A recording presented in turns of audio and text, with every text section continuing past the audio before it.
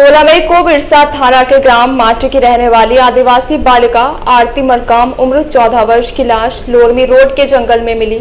इसकी उच्च स्तरीय जांच का सर्व आदिवासी समाज ने ज्ञापन सौंपा था। मामले में शिकायत के बाद पुलिस व प्रशासन ने कार्रवाई करते हुए आरोपी को गिरफ्तार कर हत्या में इस्तेमाल किए गए चाकू, 32 बोर व देसी कट्टा, 3 जिंदा कारतूस बरामद कर आरोपी के घर को जमींदोज भी कर दिया है। और कार्रवाई में सर्व आदिवासी समाज ने असंतोष जताया और प्रशासन पर सवाल खड़े करते हुए कलेक्टर को ज्ञापन सौंपा।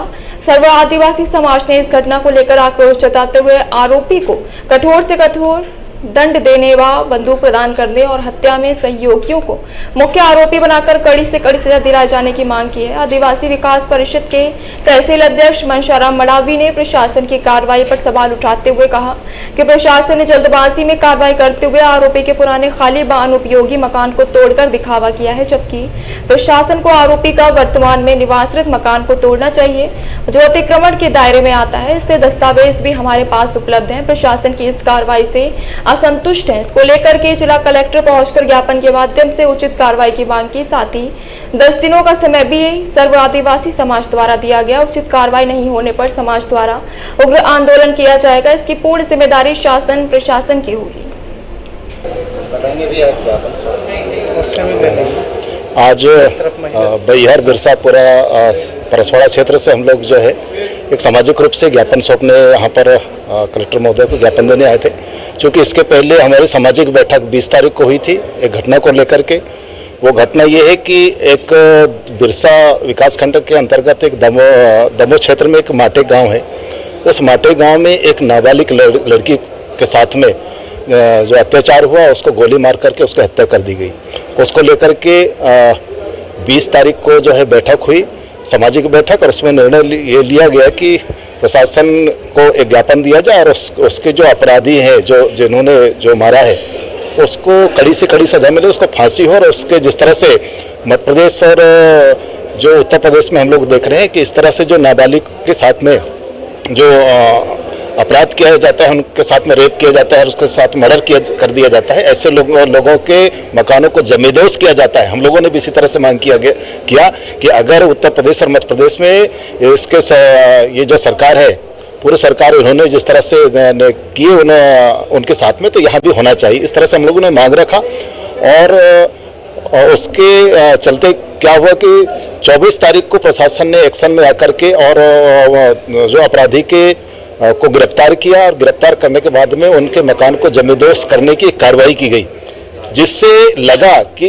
एक प्रशासन सिर्फ जो है दिखावे के लिए किया। जिस मकान को वो पुराना मकान को तोड़ना चाह रहा था, उस मकान को सिर्फ तोड़ करके दिखा दे कि हम मकान तोड़ रहे हैं, जबकि उसका मकान दूसरा नया बना चुका है। अगर मकान बनाया है तो नया मकान को तोड़ना चाहिए, जहां पर वो नया मकान भी अतिक्रमण में है, बड़े झाड़ के जंगल में। वो हम लोग उसका पूरा डॉक्यूमेंट्स निकाल चुके हैं, देख चुके। फर्जी तरीके से वो पट्टा बना करके प्रशासन उनको पट्टा थमा दिया गया पैसों के बल पर। जिसको हम तोड़ने के लिए हमने बोला था उसने नहीं तोड़ा।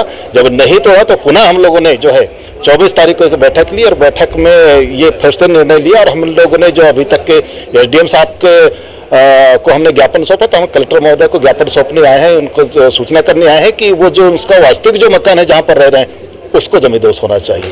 और एक इस तरह करना चाहिए जो मुख्य आरोपी है वो एक गिरोह की तरह वो काम कर रहा है और जगह जगह पे दमोह जैसे गांव में वो पिस्टल फायर कर रहा है। ऐसे लोगों को अभी यही मांग चाहती हूँ। जो अब तक अभी तक कितने आरोपी पकड़ में आए हैं, जानकारी है आपको? नहीं, मेरे को जानकारी नहीं है। क्या कारण है आपकी मार दिया गया? मुख्य वजह क्या है? कुछ नहीं बताया जा रहा था कि दादी की हत्या हुई। हाँ, और एक दिन पहले पेशी वैसी जा रही है। 8 दिन पूर्व उनकी दादी की हत्या हुई थी, उसका प्रमुख चश्मदीद गवाह थे, लेकिन उस साक्ष्य को मिटाने के लिए उनको भी पहला फुसलाकर लड़की को दुकान जब आई थी वहीं से उनको उधर की कार्रवाई हुआ। मैं देवन मरकाम जनपद सदस्य और समाज सेवी, जिस दिन अभी जिस घटनाक्रम को लेकर हम आज कलेक्टर ऑफिस पहुंचे हैं, इतने भी हमारे आदिवासी सर्व समाज था, उन्होंने इनकी भावनाओं को समझते हुए एक बार पुनः ये संज्ञान मिली है कि इसकी जांच, उस स्त्री जांच हो, और जिस जमीन पे आज वो अपराधी इतना कुकृत्य करने के बाद वहां पर आज भी स्वतंत्रता से रहता, वो घर आज भी पता लगाने पर यह पता चला कि 1996 में उसका फर्जी तरीके से पट्टा बनाकर उसमें निवास रहते हैं, जिसको हम चाहते कलेक्टर महोदय उसको निरस्त करें और उस घर को भी जमींदोस्त, ताकि उस पीड़िता परिवार को न्याय मिल सके। यही उस पीड़िता परिवार ने उस दिन इस बात को रखी, और जिस बात को लेकर आज हम सर्व, चाहे वो परसवाड़ा हो, बैहर हो या लांजी हो, ये सभी क्षेत्रों से इनकी मदद करने, उस अच्छे न्याय मिले, इसके लिए आज यहाँ पर हम कलेक्टर महोदय में ज्ञापन देने आए हैं।